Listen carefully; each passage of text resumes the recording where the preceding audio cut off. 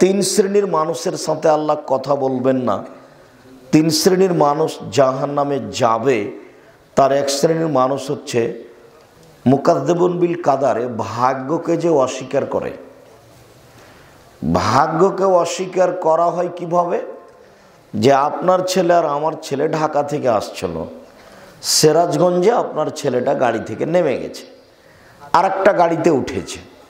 ওই গাড়িটা সামনে অ্যাক্সিডেন্ট হয়ে গেছে, আপনার ছেলের হাত ভেঙে গেছে। এখন আপনি বলছেন, আহারে আমার ছেলে যদি আগের গাড়ি থেকে না নামতো তাহলে হাত ভাঙতো না।